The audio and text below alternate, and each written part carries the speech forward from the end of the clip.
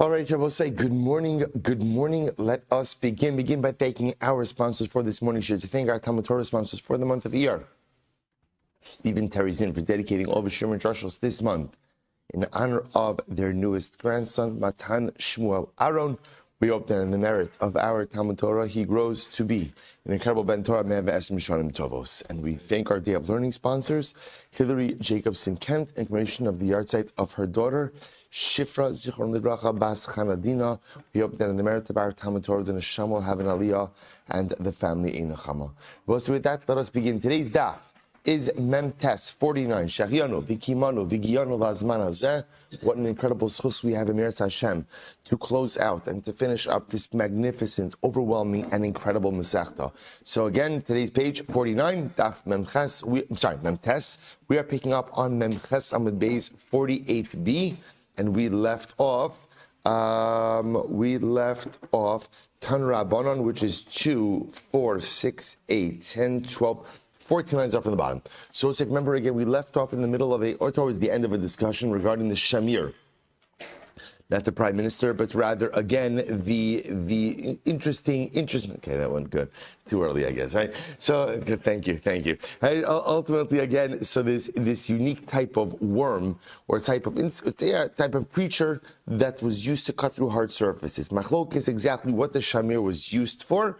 Was it used for the stones of the Beis HaMikdash? Was it used for the stones, ultimately, again, of the monarchical palace? Was it used for the stones of the Choshen? Was it used for all of the above? Okay, so we saw various discussions. Tzan Rabbanan, Shamir, Zebriyaso, Seora. So we'll say the Shamir, when it's created, it's as small as a barley corn, small as a kernel of barley. Umishishes Yemei Breishes Nivra. It was made in the beginning of creation. Ve'in kol davar kashi yachal la'amlo b'fanav. And I will say there is no hard surface, right, that it can't penetrate. It can't penetrate. So just some details about the Shamir. Also, we'll say ultimately again, how do you guard it? In other words, how do you safeguard it?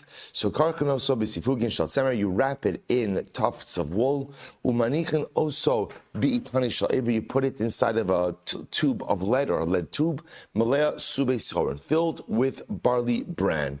Okay, so that's how you go ahead. Good to know in case you purchase a Shamir. That is how you go ahead and you care for it. Let's say, we'll tell you something absolutely amazing. If you think about that Gemara, the Shamir is the size of a barley corn, right? And yet, I will say, what does the Gemara say? There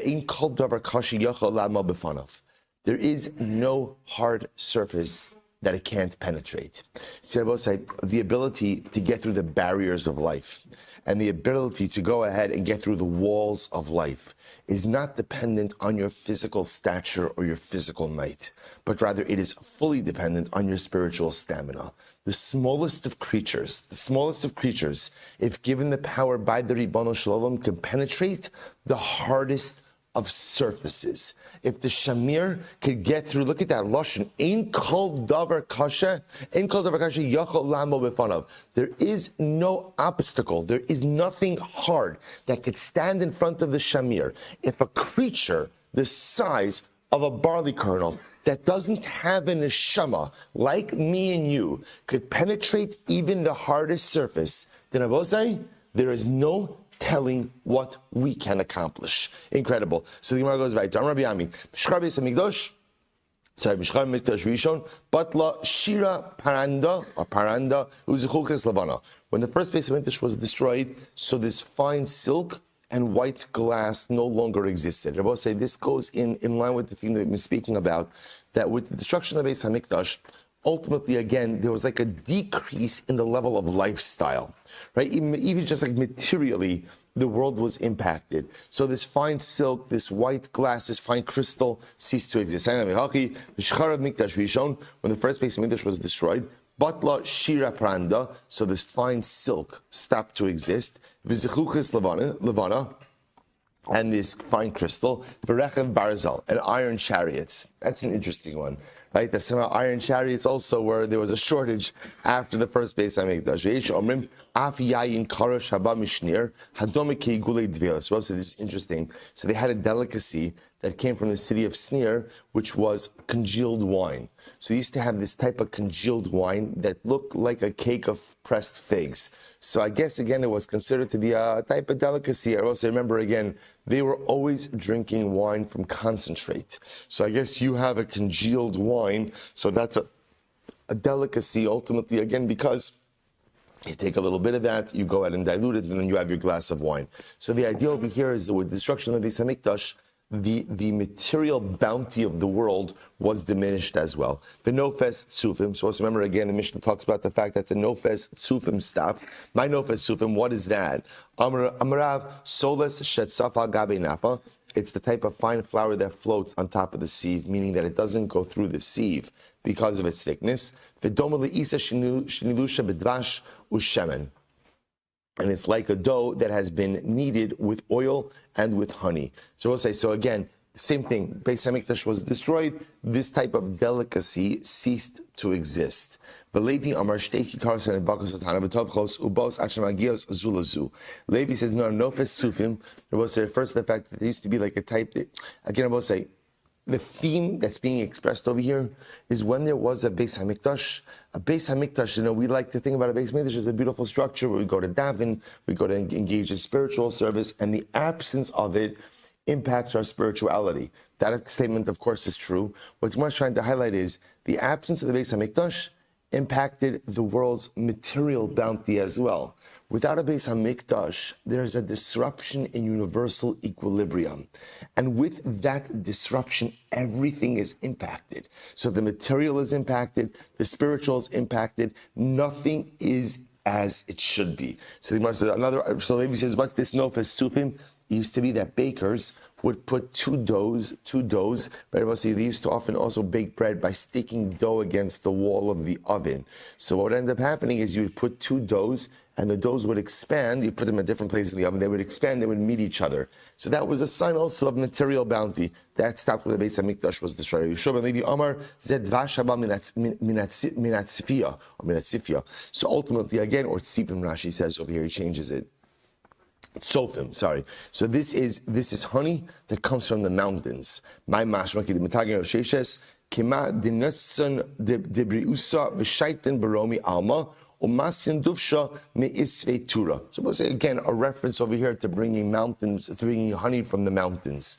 Tanan Hassam, we learned over there. Kalanitzok tar. We actually saw this halacha not so long ago. In general, if you pour from a tahar kli to a tamei kli, you pour, let's say, the contents of a tahar kli to a tamei kli, there is a nitzok, there is a flow. That flow does not connect the kelim for tumah purposes. So in other words, even though you're pouring from a tahar kli into a tamei kli, ultimately, again, the connection between the tamei and the tahar doesn't make the contents of the tahar kli tamei, except chutz midvash tzifim vatzifichim, except for honey from zifim and sefichim, because apparently Rashi points out that's so thick that it links the contents. My zifim, what zifim? On Rabbi Yochanan, tivash shemezayfin bo. It's the type of honey that's so rich that even if you dilute it, it doesn't change the taste. Reish Lakish says, Hashem Akamo, it's called this name because of where it comes from. Kedich zif, v'telem ubalos. Kiyotzi b'davrat ha'omer, bevoa zifim, v'yomer l'shal halo David mistatei mana. So again, you see that this notion of zif could either be a descriptive name or zif could be a geographic name. Okay, my zifim, we'll say with these people, I will say this is actually talking about over here, these people from Zif were people who tried to turn in David HaMelech to Shaul. So my zifim, why are they called zifim? I'm Rabbi Yochanan, b'nei Adam HaMezayfin divrayim. These are people ultimately who go ahead and, we'll say, zayfin literally means to forge, but it means that they're dishonest with their words. Rabbi Elazar Omer Hashem Akoman, it's also because they're from the city of Zif, Kedich Zif v'talem ubalos. Good. So we'll say weiter. With the destruction of the Beis Hamikdash, 4 lines up from the bottom, Memchesem Beis 48b. With the destruction of the Beis Hamikdash, Pasku Anshe Amona, men of truth stopped to exist. Amr Yitzchak, Elu b'nei Adam shein ma'aminim b'HaKadosh Baruch Hu. We'll say this is incredible. What does it mean people of Emunah stop to exist? The Gemara says, it means exactly what it says. People stopped having Emunah. I will say, it's interesting because we're coming to a close now also in Shara B'Tachon. Right? So hopefully, again, you're following along still in Shara B'Tachon. And I will say, it's so interesting that one of the most eye-opening parts of learning the Sefer, and I do want to distinguish that Emunah and B'Tachon are really different things. We kind of use them synonymously. But the point over here is that to believe in HaKadosh Baruch Hu, to have a sense of trust in HaKadosh Baruch Hu, is a very nuanced process and really requires a certain giving over of control, which, if we're honest, most of us are not really willing to do, right? I'm willing to do mitzvahs, I'm willing to observe, I'm willing to regulate behaviors. Giving over control, even to HaKadosh Baruch Hu, is something that is very difficult for many of us. So the Gemara says, when there was a Beis HaMikdash, there was a sense of emunah which permeated the world. When the Beis HaMikdash was gone, it was hard to find people who possessed true emunah. It's such an incredible statement. So the Gemara goes right there. Here it is. Anyone who has bread in his basket, and worries about what he's going to eat tomorrow, ultimately, again, lacks faith. Let's say, we literally just did this in Shara B'Tachon. If you're following along, we literally just spoke about this, not in yesterday. What's today? What's today, Friday? Oh, Wednesday. Okay, good. Right. So the mice, again, it must have been in Monday's shir. We literally just spoke about this idea of how people have this mindset of like, I'm going to focus on my spirituality as soon as I take care of all of my material needs. And what is all my material needs? Once I am financially set for the rest of my life, then I'm going to go ahead and devote myself to spirituality. Then really I'm going to up my game. But until I take care of all of my financial needs, I don't have the bandwidth to focus. Meanwhile, the Shara B'Tachon says, I don't understand. You're presupposing you know what your future holds. First of all, you're presupposing how much money you know you're going to need. You're presupposing you're going to live for a certain amount of time. Those are a lot of presuppositions that you cannot know for sure are going to occur. So therefore, it's amazing. The Shara B'Tachon writes, says, if you have enough to live on today, you're good. You're good. Because you don't know anything beyond today.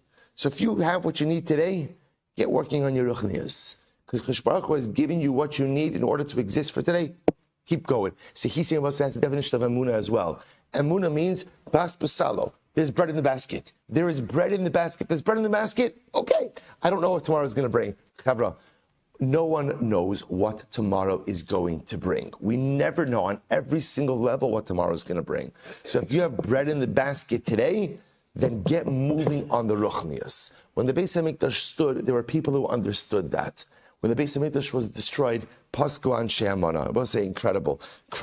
So the Gemara goes back to Rabbi Lazar Ma'itichsiv Kimi Bazlium Katnos Migaram Tzadikim She's Bazbezu Shulchan La'asad Lavo Katnos Shahayu Ban Shalamini B'Hakadosh Baruch Hu. I will say is incredible. What caused the tzadikim to have a diminished table in the world to come? Ultimately, again, it's the fact that they lacked emunah in this world. In other words, I will say excuse me. It's an incredible thing to think about.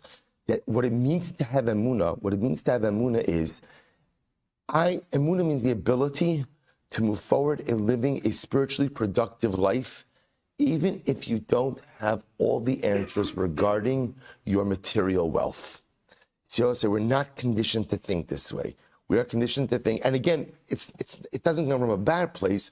I need to have all of my material stuff figured out before I could fully go ahead and devote myself to spirituality. And I will say, if that's what I'm waiting for, most of us never have all of our material stuff figured out. So Lamaisa, what Emunah means is, as long as you've got bread in the basket, you're good. Then Lamaisa, put your faith in HaKadosh Baruch Hu, who's going to take care of the rest, and you do what you need to do, i.e. your ruchnius, i.e. your spirituality. People didn't have that in the absence of the Beis HaMikdash. Rabba Amar, Eluk Tana B'nei Rasha. Shabbos says into this. This refers ultimately again to the children of Rishayim, top of Memtes, Shemavanz Vizin Dinavim Asid Labo. So we'll listen to this. Who help to go ahead and take care of the judgment of their parents in the world to come. So we'll say this is incredible. What does this mean? Listen to this profound Gemara. So the Gemara is talking about over here Rishaim whose children die.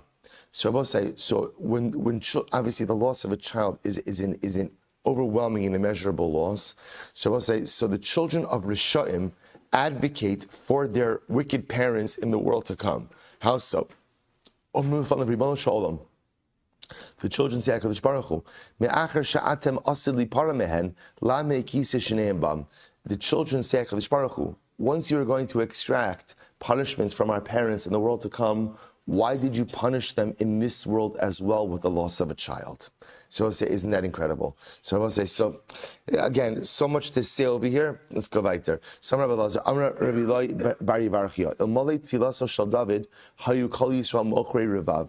We'll say, were it not for the tfilos of David HaMelech on behalf of Klal Yisrael would be, Rabbi say, Mochrei Revav. Mochrei Revav means grease salesman. Rabbi say, selling grease, selling schmaltz, right, is an honest business. What's the problem?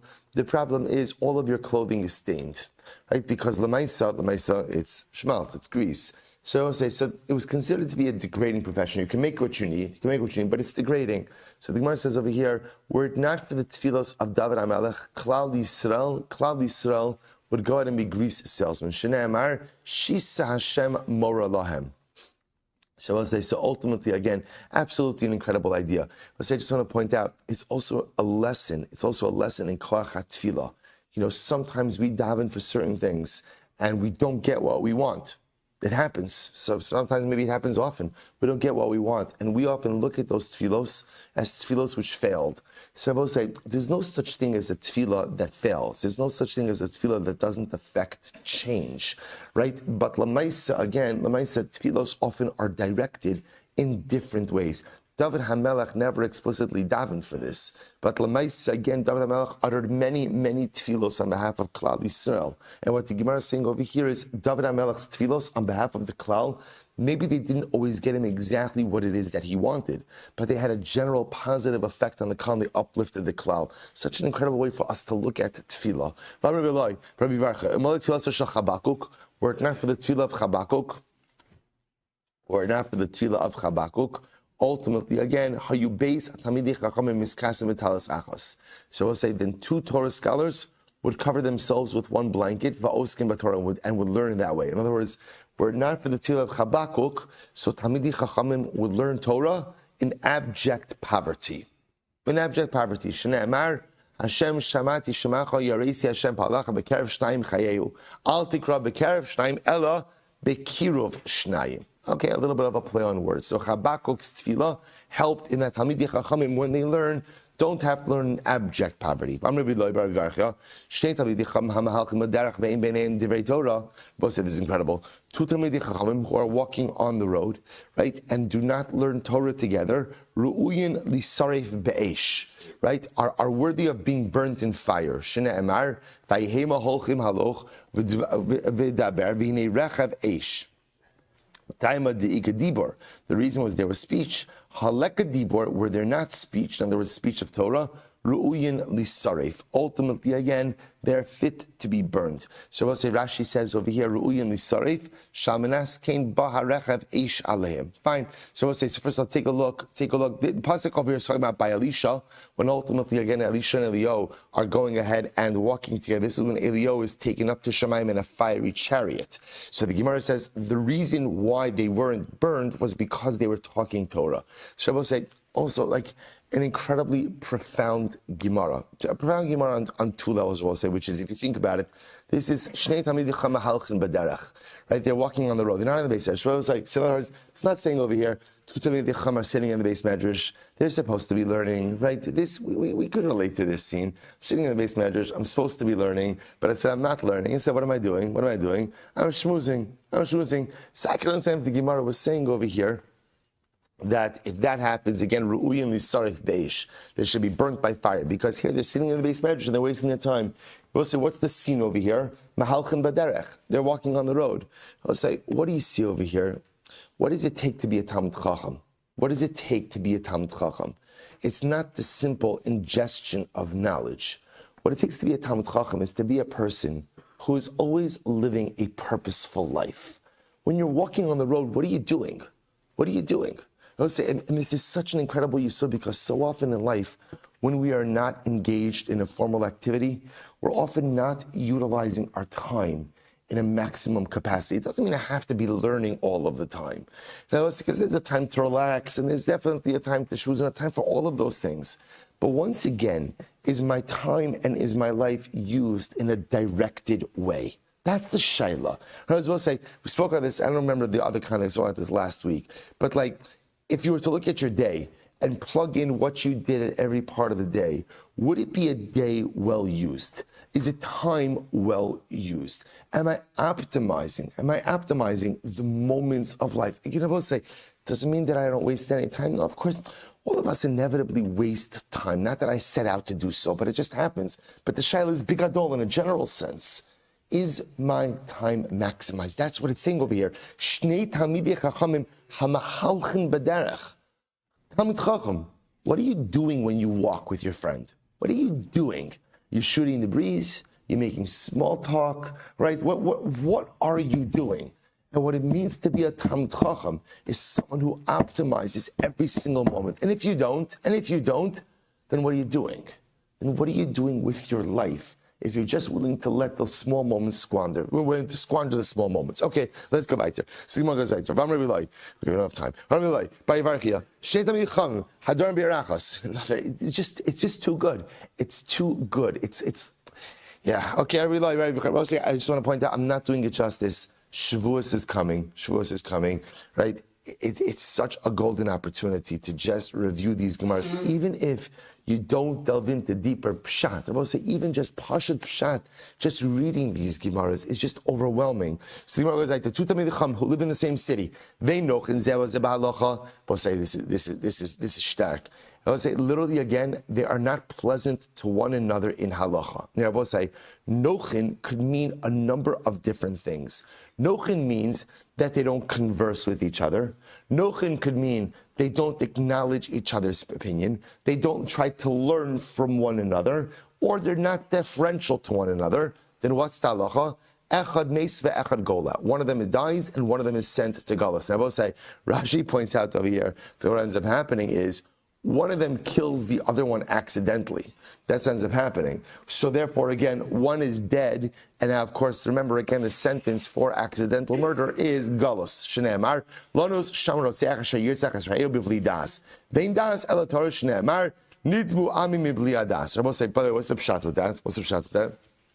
Because when you have two Talmidei Chacham in a city, I will say, the general population looks at how those people interact with each other.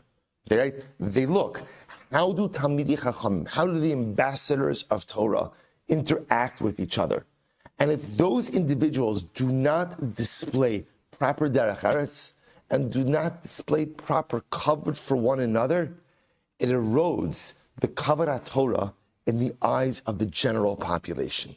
And that's HaKadosh Baruch Hu says, so if Rabbanim, if Talmidei Chachamim, if leaders in a community, they can't interact pleasantly with one another, then ultimately, again, you're not fit for leadership. You're not fit because you're not setting the right example for the general population. Again, incredible. Any Talmid Chacham who learns Torah, we'll say mitoch hadchak means from adversity. Really, it usually means from poverty, right? From difficulty. Tefillah son nishmas. His tefillah is heard. Shneemar ki am b'tzion yeshiv Yerushalayim b'chol lo sivkeh chanin yachnecha l'kol zayecha ki shamato anchal. Ksiv basrein. It says afterwards, v'nasan Hashem lachem tsar umayim lachatz. So I will say, so isn't this incredible? Any Talmid Chacham who learns Torah from adversity, his tefillos are heard. I will say, what's the pshat? It's very simple. I'll say anyone could do the right thing. Anyone can learn Torah and follow HaKadosh Baruch Hu when you have everything you need materially. I will say, we know this. What tests our resolve in life is when one is struggling financially. If I am struggling financially, do I keep up my commitment, my connection, and my resolve? And often the answer is no. And I will say, it's not an indictment of those of us who can't, because it's hard. It's really hard, it's really difficult. But Lamaisa Talmid Chacham, who's able to keep it up, who's able to keep it going, even mitoch hadchak, such a person establishes a special bond with the Ribono Shel Olam. And the specialness, the uniqueness of that bond is manifest in the fact that his tefillos are answered. Incredible.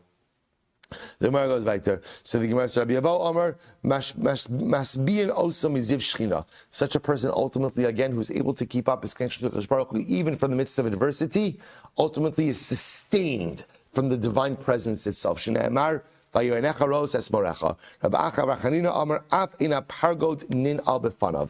We'll say such a person, even the curtain does not go ahead and stand for it. We'll say there's this expression that the Ribono Shel Olam, the Shechina, resides me'achori ha'pargod, from behind the curtain. So the curtain usually represents this idea that there's only so close that a person is going to be able to get to HaKadosh Baruch Hu. There's a certain distance. A Talmid Chacham who devotes himself to Torah even in the midst of adversity, will say nothing stands in his way to creating a connection to HaKadosh Baruch Hu. So when you're able to keep up your spiritual connection even in the midst of adversity, your tefillos have a special power. You are sustained from the Shechina itself, and you are zocha to have a unique, close, and intimate relationship with the Ribono Shel Olam. We'll say reminiscent of the Shamir. The same, right? Nothing stands in the way of the Shamir. Nothing stands in the way of the Talmid Chacham, who keeps going even in the midst of adversity. Incredible. So Gemara goes back there. The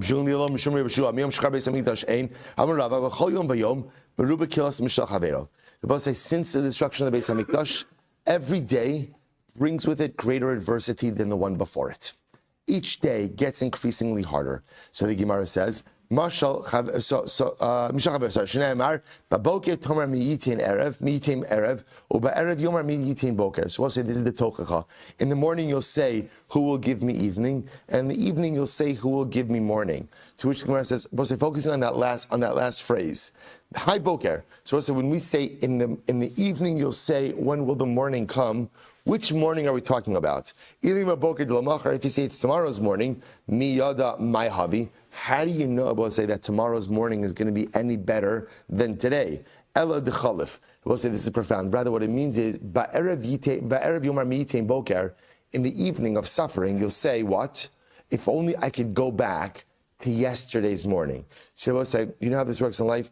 That sometimes when you're going through a rough period, and you're at a difficult moment, you think back to previous times of adversity, and you say to yourself, that was nothing, right? That was absolutely nothing. So that's part of the Tochacha. Part of the Tochacha is ba'erev yomar miyitin li boker. In the evening, right? Nighttime in general represents difficulty, adversity. Like in the height of suffering, you'll say, oh, if only I could go back to the morning. If only I could go back to what was. But I will say, if you think about it, it's an incredible yesod, which is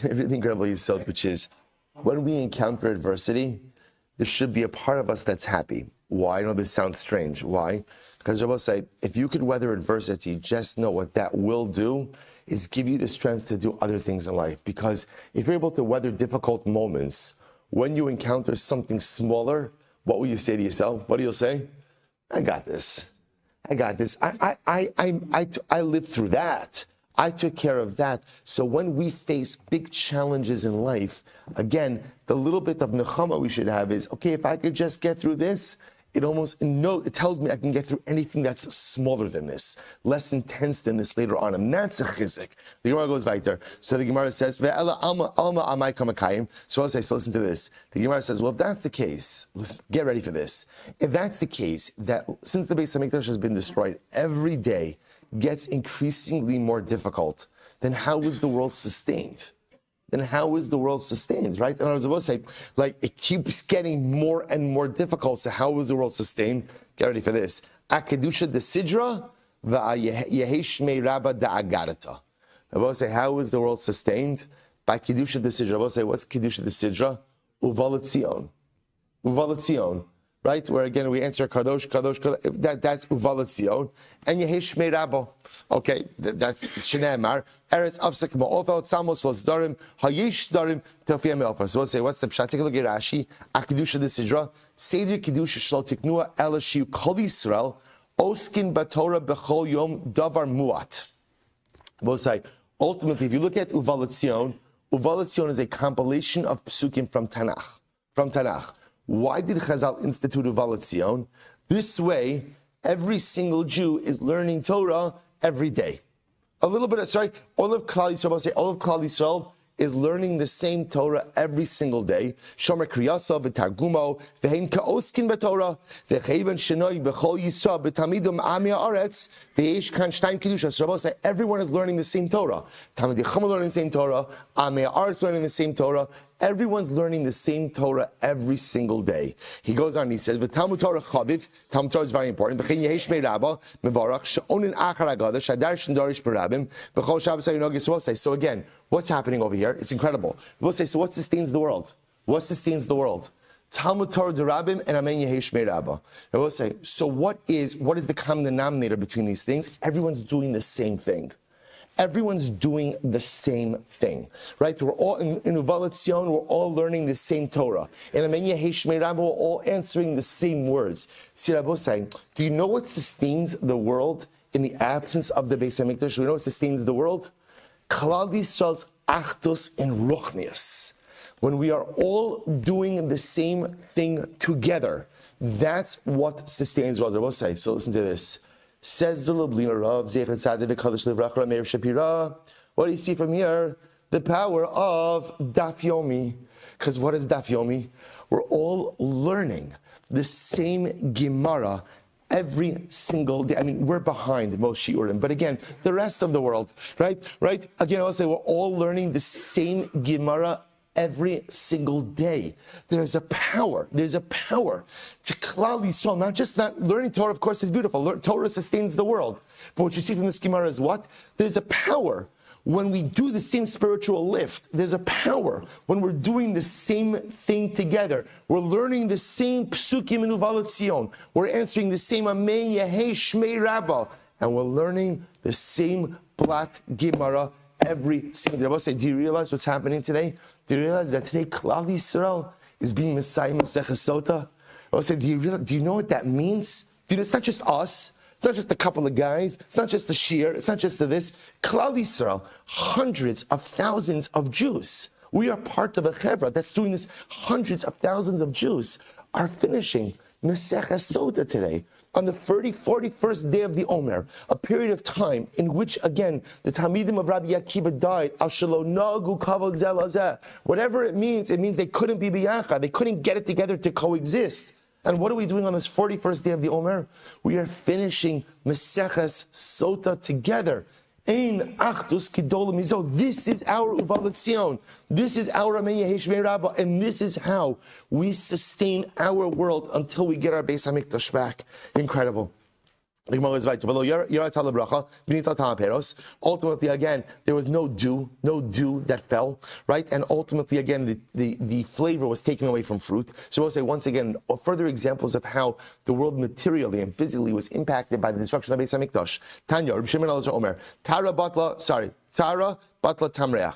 When there is no more purity in the world, the sense of scent is taken away. Incredible. Meiser, Bitel Shuman Dagan. When people aren't careful with Meisrus, ultimately, again, the fat of the wheat is taken away.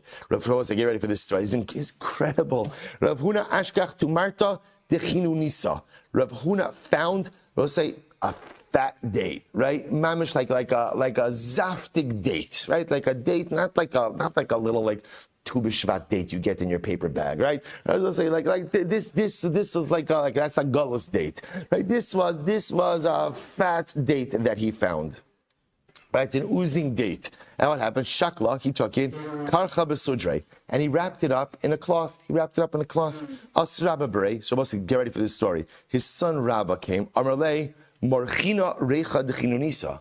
I smell a delicious date. So the father says, so ultimately again Rav Huna says, Amarli b'ni tara yesh b'cha. My son, the fact that you have the sense of scent, that you smell, that means you have tara.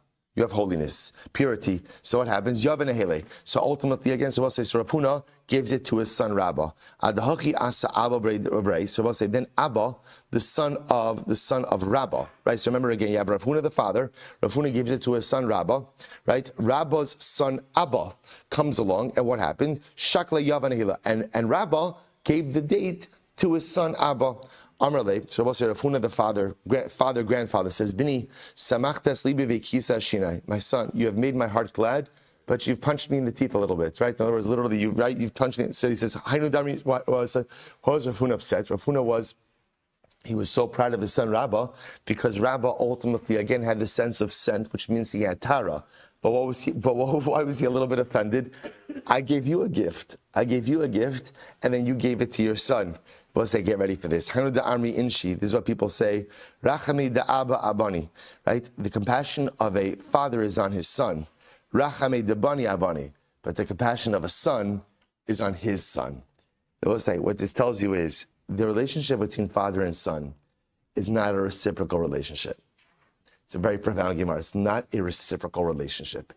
A father would do anything for his son. A son would not necessarily do anything for his father. A son would do anything for his son, but a son wouldn't necessarily do anything for his father. So the Gemara says, Rav Acha bar Yaakov itpol bei Rav Yaakov bar Bartei. The Gemara tells a story. Rav Acha bar Yaakov ultimately again raised his grandson, Rav Yaakov, who was the son of his daughter. Ki gadol, when he got older, Amar Ashkin Maya, he said to his grandson, "Can you bring me some water?"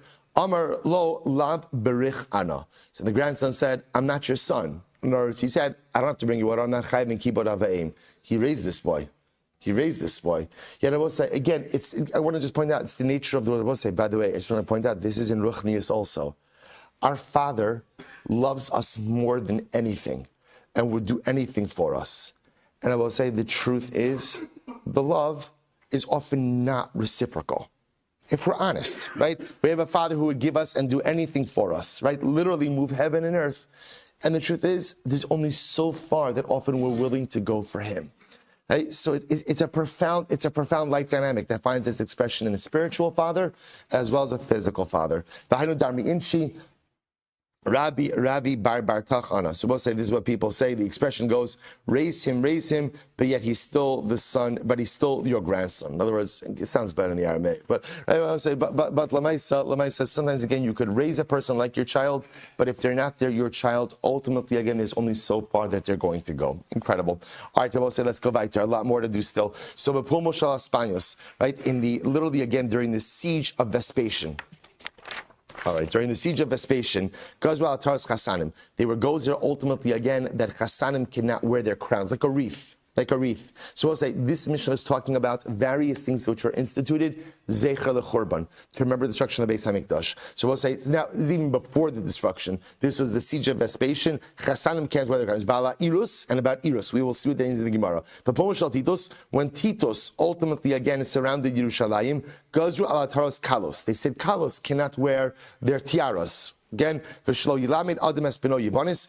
shouldn't teach his son Greek. But with the final siege of Yerushalayim, which was also by Titus, by Titus, ultimately again, before the Beis HaMikdash, they decreed that a kala should not go out in a canopy in a city. And the rabbis allowed it. Rabbi Meir died. Those who could go out and give parables died along with him. In other words, he was the last of the parable givers, right? Ben Azai died, the diligent ones were finished. Ben Zoma died, the Darshanim died. Rabbi Akiva, Kavod HaTorah. Rabbi Akiva died, Kavod HaTorah died with him. Rabbi Chanina ben Dosa, Batlo Anshe Maisa, men of great deeds died. Mishveis Rabbi Yossi Katnasa, Pasku Chasidim. When Rabbi Yossi Katnasa died, the pious ones died. Velama Nikra Shma Katnasa. Why do they call him Katnasa? Shei Katnasa Chasidim. He was the smallest, so to speak, of the Chasidim. Mishveis Rabbi Yochanan ben Zakkai. Rabbi Yochanan ben Zakkai died. Batla Ziv HaChachma. The splendor of wisdom died along with her. Mishveis Rabbi Gamliel Zakein. Batla Kavod HaTorah. Kavod HaTorah died. Umeisa Tara also left. Uprishus, Umishemes Rabbi Shmuel ben Pavi. Shmuel ben Pavi died, Batla Ziva Kahuna. The splendor of the Kahuna died as well. But say not that Rabbi Shmuel ben Pavi was a Kohen. He was not a Kohen, but rather, again, we're going to see he provided Nasas Archim for the Kohanim. So Mishemes for Rebbe, when Rebbe died, Batal Anova Viraschet, humility and fear of sin died as well. I just want to point out, once again, not doing this justice, the fact that when each of these people died, certain attributes died with them was representative of who they were. In other words, if you do the character analysis and the biographical analysis of each of these people, it's understood why these particular traits died along with them. Gemara says as follows, Tanabanon. So I just want to point out there's two different girsos over here. One girsa has this as part of the Mishnah. One girsa has this as part of the Gemara. We'll just read it still as part of the Mishnah. So Rabbi Pinchas ben Yair Omer, when the Beis Hamikdash was destroyed, Boshu Chaverim Nechorim v'Chafu Rosham. So also when the Beis Hamikdash was destroyed, ultimately again the Chaverim became embarrassed and Bnei Chorin, right? V'Chafu Rosham v'Nedadlu Anshe Maisu. Again, literally they covered their head. In other words, also we're going to see what this represents with the destruction of the Beis Hamikdash. There was a total power imbalance. And suddenly, again, the lowliest people took the reins of power, and Talmidei Chachamim were relegated to a low tier, low status. The Gavru Ba'alei Zra u Ba'alei Loshen. And I will say, who was catapulted to power? People with physical might, and people who slandered and spoke ill of others. Vein Doresh, Vein Mavakesh, Vein Shoel. Ami Lanu Lishayb. So I say, who do we have to rely upon in the aftermath of the destruction of the Beis Hamikdash? Alavinu Shabashamayim. We have no one else other than HaKadosh Baruch Hu. Rabbi Elazar Gadol Omer, when Shekar Beis Hamikdash, from the day the Beis Hamikdash was destroyed, Sharu Chachima Lemehavi Kisefaria. The Chachamim became ultimately, and I will say, like teachers of children. The Sefaria teachers of children, Ki Chazana, became like the Gaboim. The Chazana and the Gaboim, Ka'amad Da'ara. As I will say, everyone was relegated to a lower status with the destruction of Beis Hamikdash. V'amad Da'ara, and ultimately Amaratzim, Azla V'daldala. Ultimately, again, I will say, even became more ignorant. Vein Shomei Vakesh, no one's asking questions, no one's searching out HaKadosh Baruch Hu. Amilan Ali Shain. I will say, who do we have to rely upon? Alavinu Sheba Shamayim. Ultimately, HaKadosh Baruch Hu. I will say, I just want to point out over here, it's so interesting because this is so not the way you normally find Gemara. There's such a feeling of like desperation in this Mishnah. But I will say, understand, when the Beis Hamikdash was destroyed, there was an existential danger to Klal Yisrael. You know, we're 2,000 years out, and we see, Baruch Hashem, we live in a golden age of Jewry. But understand, when the Beis Hamikdash was destroyed, it was not clear that Klal Yisrael was going to survive this. It's that sense of unknown, and it's that sadness, and it's that sense of desperation that you hear echoed in this Mishnah. Let's go back there. Be'ikvos the Mashiach, I will say in the Messianic era, chutzpah yaska. Right? I will say there will be an overwhelming chutzpah. There will be an arrogance and a brazenness in greater society. The yukar, so we'll say, so the yukar yamir, hagefen tachas pirya, vayayim biyoker. Ultimately, again, everything will become very expensive, right? Inflation. Malchus tapech laminus. So monarchy will become agnostic. God will be removed from the public space. Ve'ein tochachos, and no one will rebuke.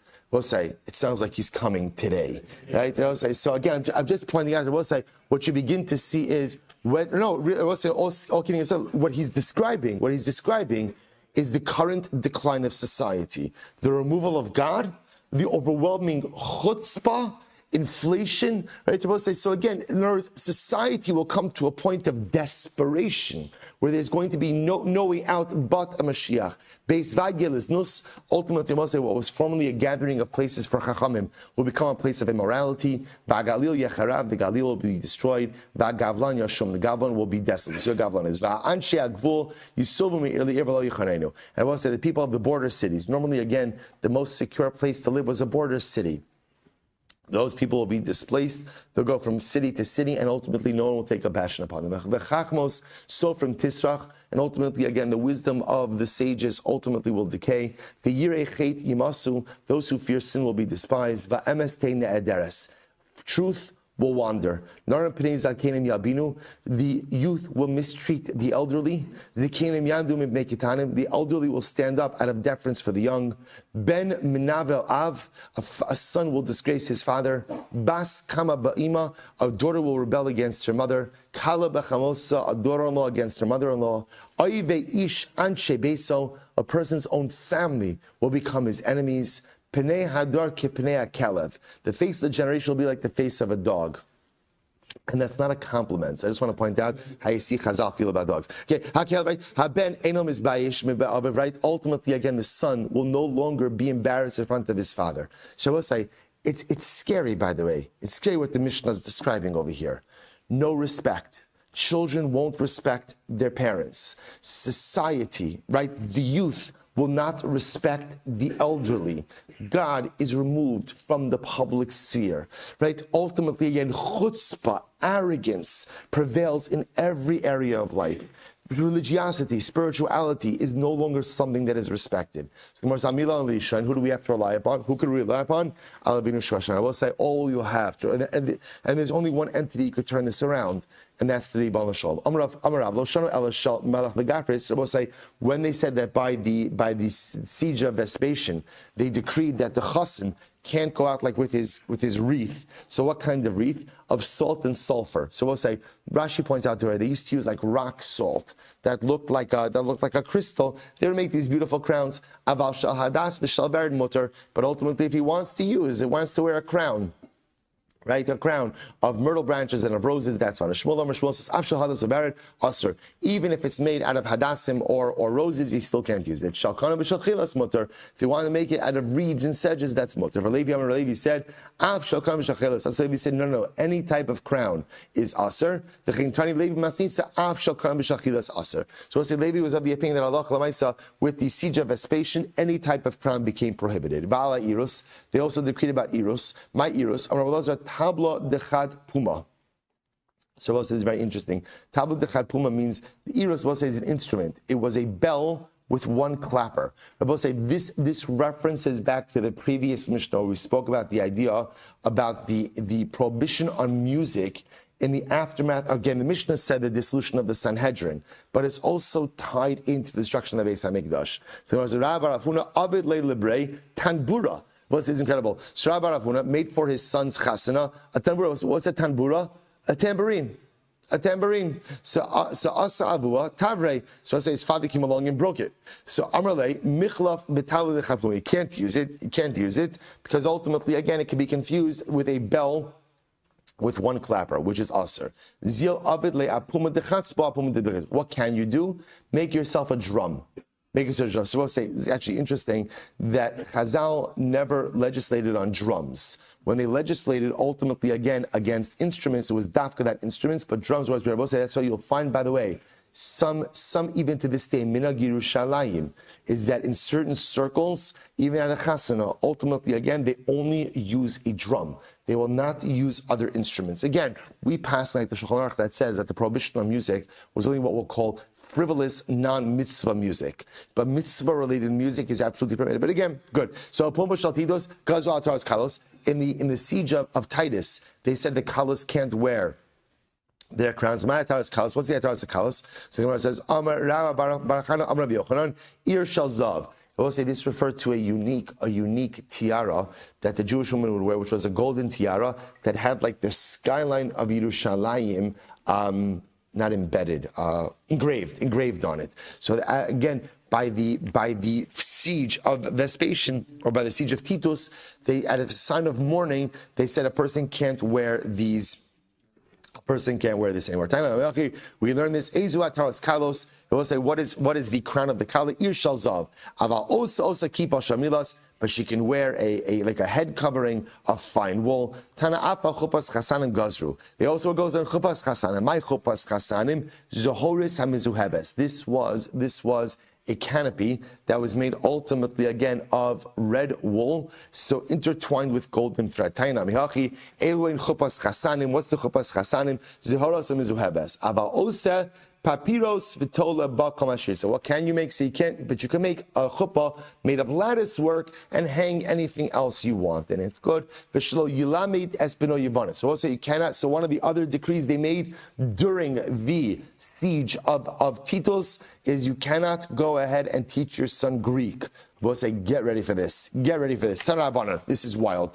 Kishetzaru machuz beis chashmonai zelzeh hayo horkinus mibachutz va'aristibulus mibifnim. So Rabbi say one of the sieges of Titus, right, was actually a result. The first siege of Titus, not the one that results in the destruction of the Beis Hamikdash, was a result of a dispute between two Hashmonai brothers who were fighting over the throne.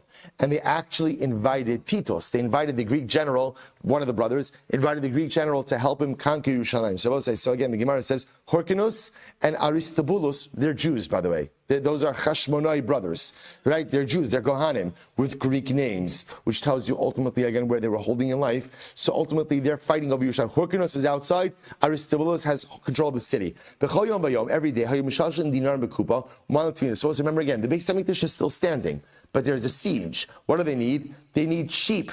They need animals for the Tamid Shal Shachar, Tamid Shal Ben Arbayim, morning Tamid, afternoon Tamid. So every day, what would they do? They would lower money in a basket, and the besieging army on the outside would put in 2 sheep into the basket, and they would bring it up. I'll say, when Jews go to war against each other, right? Everyone has a vested interest in the continuity of the Beis Hamikdash, right? So again, I know we're at war. I know there's a siege. We'll send you down money. You'll send us up animals. This way, again, avoda goes on. Avoda goes on. I will say, by the way, I just want to point out, when you fight with a Jew, this is how you have to fight. I mean, this isn't the ideal, right? But Lamaisa, again, even when we have disagreements have to be done in a way where ultimately we can still rally around certain core principles. So the Gemara goes right there. What happened? There was a Jew, old Jew inside of the city who knew about Greek wisdom, which means he knew Greek.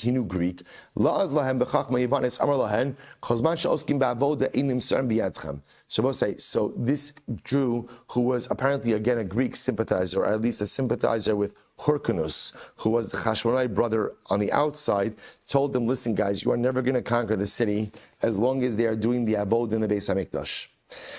As long as they're offering the Tamid, you have no chance of ever breaching the city. So, right, if you want to breach the city, you need to stop the Tamid. So, the Machar Shoshulahem Dinar Bekupa. So, I'll say the next day, the Jews in the city sent down money in the basket, and what happened?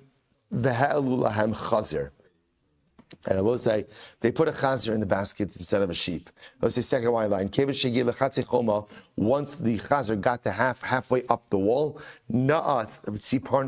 it dug its nails, it hoofs into the wall. It wouldn't go up anymore. We'll say the entire Eretz Yisrael for 400 parsos shook. And I will say the notion that a chazer, the Avi Avos Atuma, was being hoisted up the walls of Yerushalayim as a carbon. It made the entire land shake to its core. Amru, Ar Adam Shigad Chazim. So at that point, they said 2 things. Cursed is the person who raises pigs, who raises chazir in Eretz Yisrael. And I will say, cursed is the person who teaches his son Greek wisdom. Because remember, again, the way that the people on the outside got this message is someone on the inside communicated in Greek to the people on the outside. So the people on the inside who didn't know Greek had no idea what he was saying. So cursed is the person who teaches his son Greek. So I'll say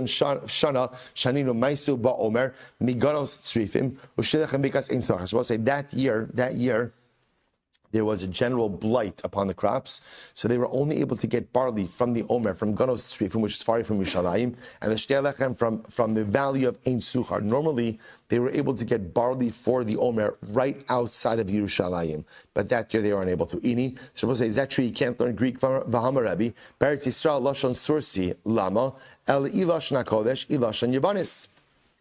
So let's say in Eretz Yisrael, why is there a need to learn Sursi? Rather, we should either know Hebrew or Greek. Rabbi Yosef, why do I have to learn in Bava Lashon Arami? Ela O Lashon HaKodesh O Lashon Parsi. Lashon Yisrael say. So again, you see from here that you're allowed to learn Greek. Lashon Yavanis L'chod, V'chachmas Yavanis L'chod. So Rabbi say there are 2 different things. There's Greek language and there's Greek wisdom. Chazal legislated on learning Greek wisdom. The language, if you want to learn the language, learn the language. That was never the takana. The chachmas yivanas miyasir. I will say, is it usher to learn Greek wisdom? What does it mean when it says any ola lenafshi mikol benos iri elef yiladim hayu bebeis abba? Supposed to listen to this. He says there were 500 students in the house of my father. Right, this is 500 students in the house of my father. Right, Chamesh Meos Lamdu Torah 1,000. Right, 500 learned Torah. The Chamesh Meos Lamdu Chachmas Yivanis, and 500 learned Greek wisdom. And out of all of them, I'm the only one left. So I will say, Ani Khan, I'm here. Ubenachi Abba Ba'asya, and literally again, my cousin, my father's brother's son is in Asya. So I will say, what do you see from here? That again, in the house of Shul, apparently they were teaching Greek wisdom. Shiny Shal Beis Rabbi Gamliel's house is different. Why? The Krav and the Malchus Habu. Well, Rabbi Gamliel was very close to the monarchy. It's right, the Greek monarchy. So because Rabbi Gamliel was close to the Greek monarchy, therefore what? He had to know Greek wisdom, and he had to train others to be able to relate to the Gentile government as well. The Sanya, Misaper Kumi, Harizim Emori. So say Mispar Kumi, which refers ultimately again, refers to a type of haircut, right? Rashi says this is the Beluris. This is where they would go ahead and cut their hair in front and allow it to grow long in the back. So if someone does that, both say this is the ways of the Amori, meaning this is following the path of the Gentile. Avtulus ben Reuven, Hitirulo Saprakumi. Avtulus ben Reuven, they permitted him to get this type of haircut. Why? Shukar v'Malchus. Because it was since he had to travel ultimately again in Greek, in the upper circles of Greek, in the circles of the upper Greek echelon, they permitted him to get this type of haircut. Again, in the family of Rabbi Gamliel, they allowed them to learn Greek wisdom. Why? Because ultimately, again, they were close to the monarchy. Fine, in the final siege, they decreed that a kala should not go out in her canopy. My time, what's the reason? Mishum tznius, because of modesty. Here we go. Last Gemara Masechah Sotah. The Tanah Banon. Mishemesh Rabbi Eliezer niknaz Sefer Torah. When Rabbi Eliezer died, when he was buried, the Sefer Torah was buried as well. They refer to Rabbi Eliezer as a Sefer Torah because he possessed all of the knowledge. So when he died, it was as if the Torah itself was buried. Mishemesh Rabbi Yoshua, Batla Eitzah. Rabbi Yeshua died. Eitzah, proper counsel died with him. Umachshava, and good thought. Mishemesh Rabbi Akiva, Batlu Zretra. But when Rabbi Akiva died, literally the hands which upheld and supported Torah. That Rabbi Akiva was someone who literally, again, was able to wrap his arms around the entirety of Torah. When he died, there was no one else with that breadth of knowledge. And ultimately, again, the well springs of wisdom were stopped up. Literally,